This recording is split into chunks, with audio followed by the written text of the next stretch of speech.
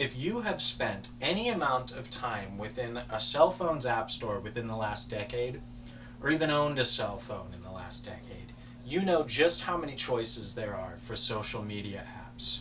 Social media, since its inception, has needed its user base to continue the one thing it's good at: keeping us social. With apps like Facebook, Instagram, TikTok, YouTube, and somewhere in there once upon a time, MySpace and Google+, bless their souls. Social media has been a great way to waste time and check in on your friends. But just how much time have we wasted on social media? According to Oberlo.com in their 2022 article, how much time does the average person spend on social media? Since 2012, the number has gone up from 90 minutes a day to 147 minutes a day, or just about 2.5 hours. Hi, I'm Sam Scoville. If you're anything like me, you are heavily interested in social media, interested in social media's ability to make and keep friends, and an avid user of social media for the last 11 years or so. This is my speech of persuasion. I'd like to welcome you to social media and how to cut time spent within. I was inspired to give this speech by a small video I watched on YouTube by Collaborate for a Purpose that came out 2 years ago that I feel sums up really well what I wanted to go over in my speech. We will dig deeper into a few of these reasons suggested in the video, of which you should watch using my attached link now. Now, social media has us more connected than ever before, and that is great. But after reading that article, learning just how much time on average we're spending a day on social media, I believe we need to bring this number down. Now let me be clear, I'm not saying you need to go out and uninstall anything, or everything, really. I'm not. No. I'm here to tell you today just the benefits of getting off social media, even just for a half hour, allowing yourself breaks, and reconnecting to the real world, too. See, social media has us furthering this negative spiral of fear of missing out and a disconnected self. Social media, it gives off the same issues as addiction, cravings, withdrawals, over-reliance. And social media apps and their terms of service, of which maybe you've read, maybe you haven't, can lead to your own creations not even being your own. Your drawings, your videos, things you create could be the company's. Social media is draining us as people and making our lives less impactful.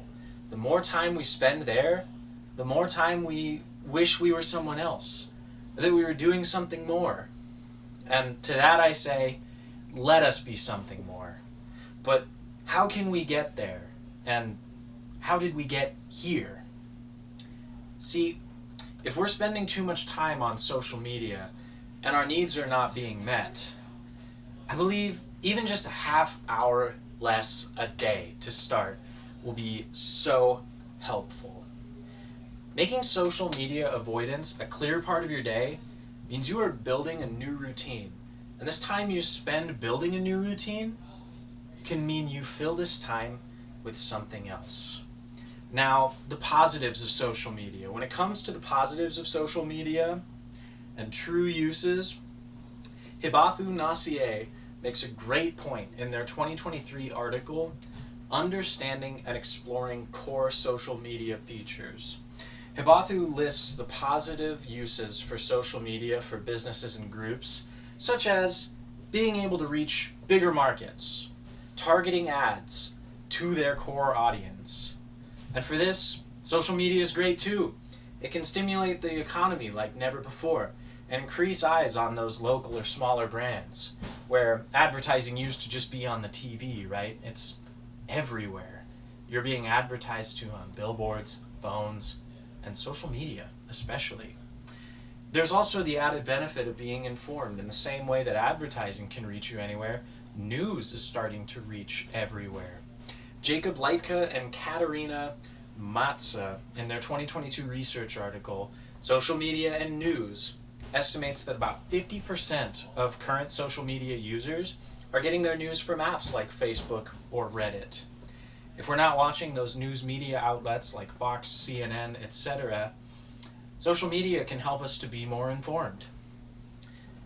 But see, the overuse of these apps can lead to advertising burnout, make you feel like everything's a point to sell to you.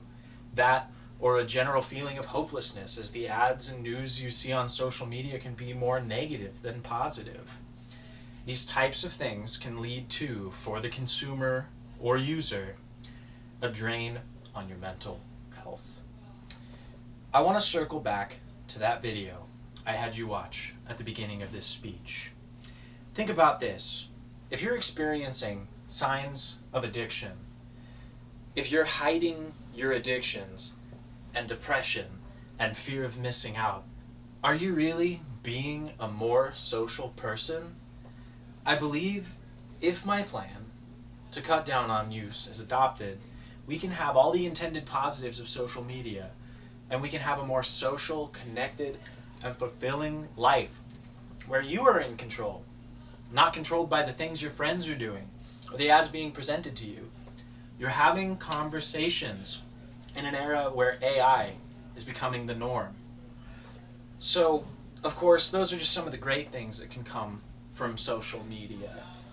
Social media is a great way to be inspired and get your creations out. But if you don't read the terms and conditions of the sites you sign up for, our creations could end up not being our own. Just take the article Jonathan Stempel wrote about the creator of the subreddit Wall Street Bets in 2023.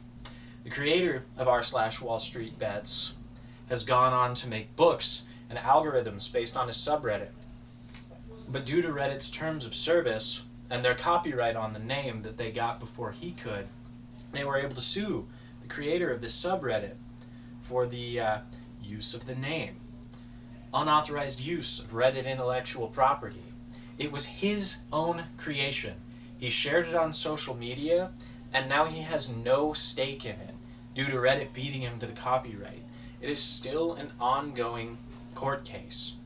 And as social media use rises, so too do those negatives we talked about in mental health. According to Lawrence Robinson and Melinda Smith in their 2022 article, Social Media and Mental Health, the world of social media exacerbates your feelings of inadequacy, loneliness, and missing out. They go on to say it also leaves no time for self-reflection, leading to a disconnected you, always comparing yourself to others. Have we genuinely stopped to think about every aspect of being connected, of being social in this way? Did you really want to know all of the things your friends are doing? We begin to feel uninvited or unloved. If our time is 147 minutes a day and rising, if this is what happens while browsing social media, this can only get worse from here. Now, like I said, 147 minutes a day of sharing our whole lives, or the parts of our lives we want people to see, on social media, for someone, anyone to see and comment on. The things we do and the people we see and post about are ways to make others feel like they want to be us. Our photos, our creations, they are no longer staying our own. We are taking the toll in the form of social media addiction and mental health reductions. Our time, as Oberlo said, is only set to increase.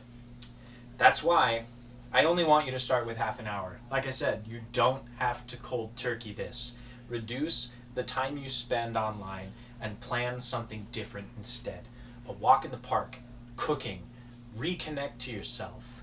The benefits to this plan, as detailed in 2020 by the Student Pocket Guide, are the following. More privacy, less comparison to others, more time for you, more meaningful connections, increased happiness. We keep going over all of these negatives and the positives that are just on the flip side of logging off. Is it any coincidence that all these articles are going on about the same topics, the same negatives? And it's all because of these apps and their overuse. I genuinely do think that social media is a great tool. And I really do want to emphasize, you do not have to stop using these apps for all their benefits. It really just is something I think we can use a little less.